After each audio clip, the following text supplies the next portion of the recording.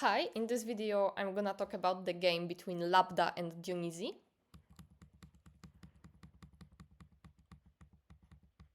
Okay, and now black played here, it's a Shimari to his Hoshi, totally fine.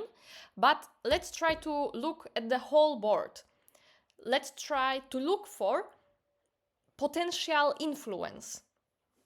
Because if we play here, yes, it creates something for ourselves, but this potential is a little bit neutralized by those white stones over here.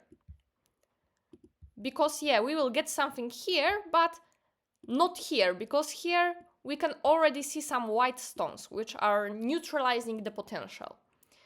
So let's try to find a place where we can not only build potential for our own, but maybe also ruin the potential of our opponent.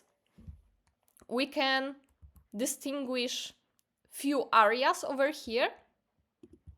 Here white is building a frame. Here is some potential for black. Here, yeah, it's also some potential for black. And here white has some group. And we need to remember that this shape is actually not that strong. Because let's see that here is a lot of space. White, let's say it's white's turn, black played somewhere, and now if it's white's turn, it's easy for white to attack those stones. If white plays here, suddenly black has no base. He can play some move over here, but it's still not a base yet. White can exchange some moves. So this move of white is very forcing. It forces black to make some answer to it. And black group has a lot of weaknesses. So what could be the best move right now? And I would say the best move right now would be over here. Because not only we now strengthened this corner, we also put some pressure at this white frame. It would be more difficult for white to develop over here. And also we a little bit helped those stones over here. Because now we got a little bit closer to those two stones. And we are slowly closing this area. And it's more difficult for white to play a move like that right now. Yeah, if white plays here, black can also try to lean on white. And white can try to make some flexible shape, but yeah, it was easier before black played stone at 1, right? Now the white would have much more space over here. And also this move prevents white from playing a move like that, closing black. Yeah, and adding a move over here is not that necessary because, as I said before, this area is not that interesting. We already have a stone on a second line over here, and we have white stones over here, so it would be quite difficult to make something over here. And our corner doesn't need any strength right now, because whatever white plays, if he plays Sezon, we can manage somehow, right? We will get a wall, white gets the corner, good exchange. If white plays somewhere over here, we can even ignore that move. We can still play here, because even if white approaches from the other side, we can lean on one of those stones and manage our group. Okay, but in the game it went like that. Now white plays here. And white plays here.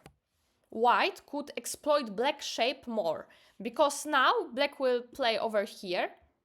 Okay, but we could earlier add a move over here.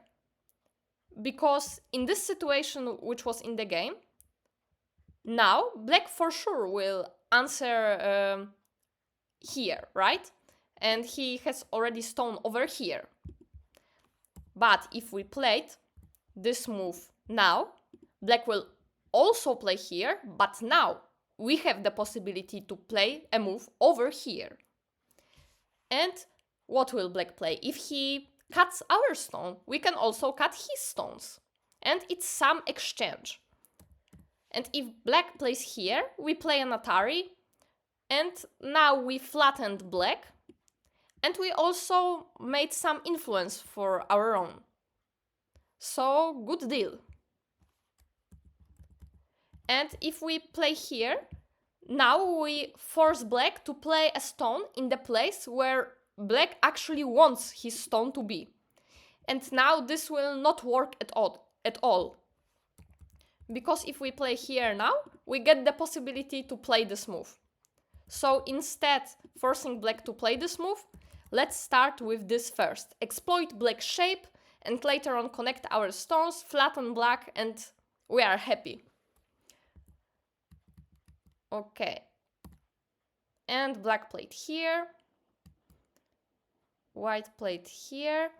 But it's much more important to do something about those stones. Because slowly black gets some potential for making points over here. And those stones are not strong yet. So we can prevent black from building points by attacking his group. And now black has to somehow live with this, and suddenly there will be no points over here. And white focused more on himself rather than his opponent. And white first played here and now played here. And okay, white is trying to make this on a bigger scale, get this framework, but we need to remember that if we play a move like that, now black gets additional stone, and with every stone of black, this group is getting stronger. White is pushing black in a right direction for black. Black wants some stones over there, and white is just making it possible for black to get some stones over there.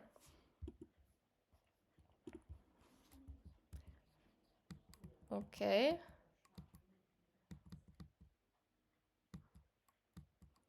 And definitely black should play this Hane. Because now, after black plays here, white can even ignore black, play this Hane, and it's very painful because now white cuts, and black position is so over-concentrated. And not only over-concentrated, but also his stones are getting weaker. And white built a great wall here. And what continuation black has to this move? There's no big continuation. Like, white got a lot more over here.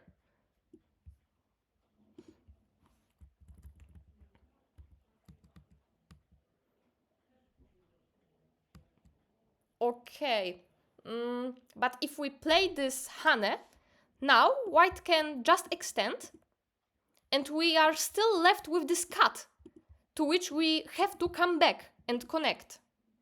So why don't we play this connection immediately? And now, what will white play? Now white has a cut over here, and white has to come back, and now black gets center. And will black play here now? Like, now white doesn't have a stone over here, now it's a little different, but let's say we play here, white plays here, and now we wouldn't play here, right? And in the game it was like that. Hane, extension, and now black has to come back. So instead of doing it, just extend. And now white has a cut left in his shape, white has to come back, and now black got center. So if we have to connect somewhere, sometimes it's better to play this move immediately rather than leaving it for later. Because now we get the initiative.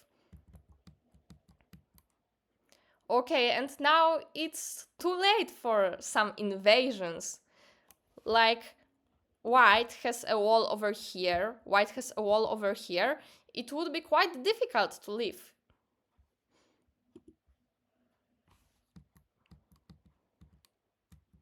Yeah, and white played a key shape to this schema. If there's a schema, this is a key point of it. Black has to connect somehow. And now, this is a very bad move, because let's see that in white's shape, there are a lot of cuts. There's a cut over here, a cut over here, and a cut over here.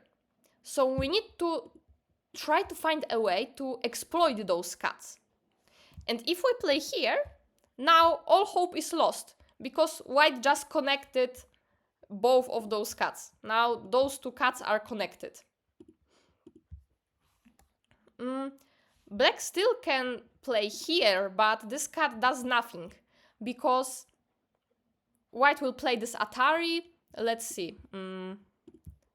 Black plays here, white plays Atari, and white will somehow manage this group, and black still has no eyes at all. So let's try to find something tricky.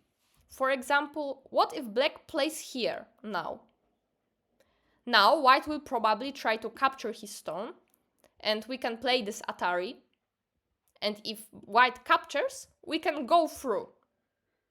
So it's a nice trap, because now white can't block, because Atari, and it's quite sad. So yeah, this is some tricky variation, trying to cut here first.